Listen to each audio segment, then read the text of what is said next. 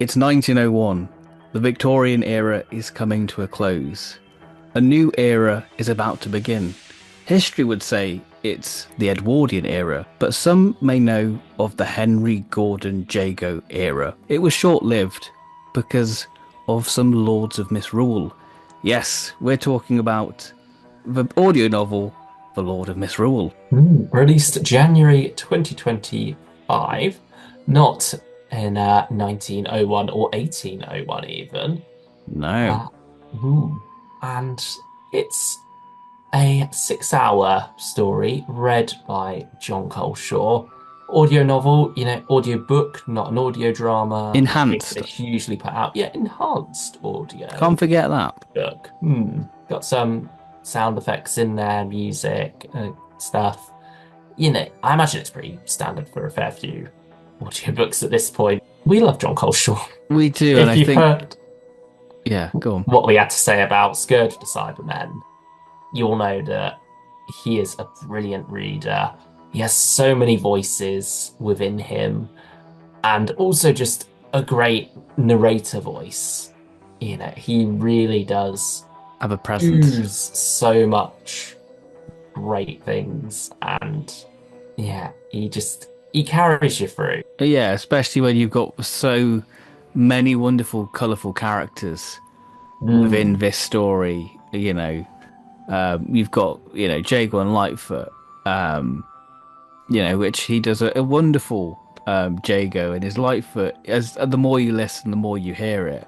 Because mm. Tom Baker, made him famous in the community with Dead Ringers, and his Mary Tam found very similar to his Sarah Jane, but the dialogue and text really enhanced the Mary Tam mannerisms within it, with the eye rolls and all that kind of thing. It's a story by Paul Morris, who wrote quite a bit of Jago and Lightfoot, didn't he, back in the Mm. day? And so he was perfectly suited to this novel. And it's a rather, I say, it's a light listen, I think. It's not one you have to, I don't want to say you don't have to pay attention to it It's because, not challenging. It's not. yeah. It's not there making you think. It's very straightforward. Mm, There's this barouche which taking people from 1901 to mm. 1801 and vice versa.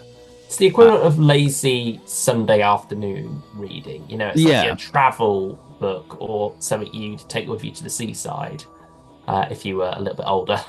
Mm. Well, you may be than us. Anyone could be listening. But yeah, it's that sort of vibe, really. It's a more casual listen, I suppose. But I wouldn't say that it's devoid of substance. I think it does have quite a few interesting things to say as well, particularly in regards to nostalgia. This whole feeling of looking back to a bygone era through rose-tinted glasses, when in reality, things might not be as good as they appear, and sometimes it is important to focus on building a better future rather than lamenting the past. And I think it's quite interesting how you have this as a, period piece. It's a historical, not a Mm. pure historical, but nevertheless, it's set in 1901 at first. And to us, it's this romantic era we look back on with rose-tinted glasses. There's so much romanticism around the Victorian era, despite its many inequalities. And yet here you have not Jago, sorry, Lightfoot reminiscing about a bygone era. It sets it up When he's thinking wonderfully, back to doesn't it? it, yeah, it does. But also, it's just funny how there's always that cycle of, you're never happy with how things are at the moment. You're always looking back, thinking, "Oh, times were better back when I was younger or back in the day." There always is that um, sense of round people, and I think it's wonderful how they capture that here in a story that's set in a past and then Mm. go super further into the past. Using an old sort of medieval tradition of the Lord of Misrule, which I wasn't aware of such tradition until this story came out. So it was quite nice sort of exploring that and that being resurrected, and that ties into the idea of sort of was it better back in the day, sort of bringing back these sort of traditions. Why have we forgot these traditions? So it all sort of plays into the overall theme of the story in a way. Romana sort of gets a bit sidelined, I think. Yeah, she I find, becomes this sort of nanny figure, and then that's sort of it. It's very much sort of Lightfoot and the Doctor and Jago's. It's very much Jago's story when we go to 1801 in High March. Where you can picture it sort of being how we picture like a Regency snowy postcard, really. hmm, Yeah, it's this very nice sort of picturesque, quaint English sort of village, really, and Jago sort of in the midst of sort of Amdram and trying to fit into this new society, really.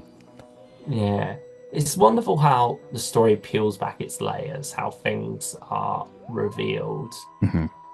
Uh, but yeah, I do feel like Romana gets lost in a lot of that. Like in the final confrontation, she doesn't have too much to do. Hmm. Throughout a lot of the story, she's just there really. Like, yeah, I'd say the main complaint I would have would be that she's front and center there on the cover, and Yeah, she gets a good amount to do at first in part one. After that, she does really feel forgotten about on the whole. yeah. I As soon don't as she think gets she. in that barouche, she's out of the story. Yeah. Which that moment feels so season 16 and of the era, and I feel like you can imagine that with the videotape with like the cold bite of the air and location of it. Mm. You can really picture that, and I think season 16 has this wonderful cozy nature to it, like the Ribos operation and Stones of Blood with your sausage sandwiches, and I think this story slots into that cozy feeling wonderfully. Yeah. I think what also works wonderfully is that with those 6 hours to play with, it does get to have a grandiose sense of scale at times, Mm, particularly towards the end. And it can make the little things feel rather big. mm. So, yeah, and I say the way that it's written by Paul Morris as well really enhances that feeling. So yeah, I mean, on the whole, it was a really enjoyable listen, I think. I And it think has once you get into it, I found mm, myself just constantly thinking about it, going, God, this is really magical. Like, I want to get back to listening to it. mm. There was something quite addictive to it for me.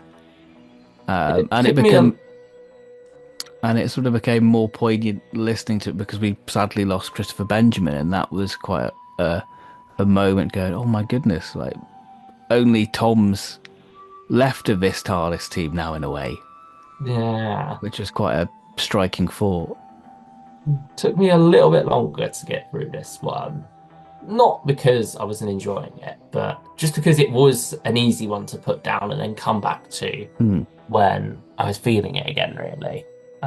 Yeah, when I finally did get to the end, I did feel a sense of satisfaction at having finished it. Yeah, I think it does all come full circle rather nicely.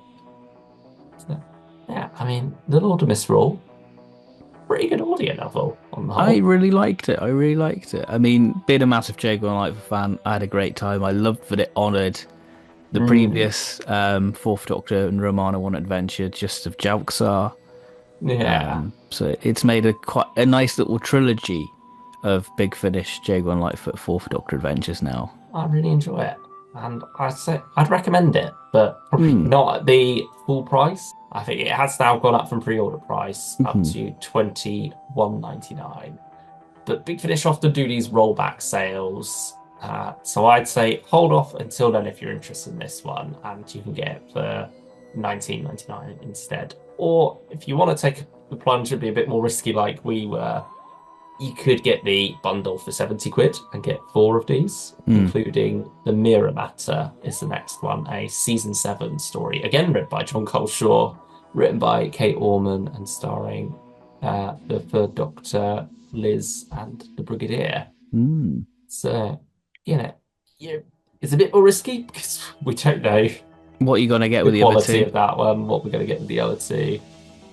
But yeah, as for Lord Misrule on its own, I would recommend it, particularly if it's on sale. Yeah, I think it's a nice one. Save it for the winter months and you'll have a good time, I feel. I don't think it's a story to listen to in the height of summer. Oh, I don't know. I think you could still get away with it. Oh, yeah, I suppose. I think because of that romanticism of the era, Hmm. it's one that you could get away with any time of year, really. I just think But because the story's so set in like the winter month of like you got the January. crunch of the snow, haven't you? Yeah, I think, and I think that's part of the appeal of what when it was released, because it was still in that time when Misrule It's would tying be. in, yeah, Yeah. tying with 12 Days of Christmas. But yeah, I mean, one last note. I do really like the music in this one as well. Hmm. I think there's Nicer something, chimes. yeah, there's something mysterious about that. Yeah. Thank you all for watching, and we will see you all next time. Bye bye.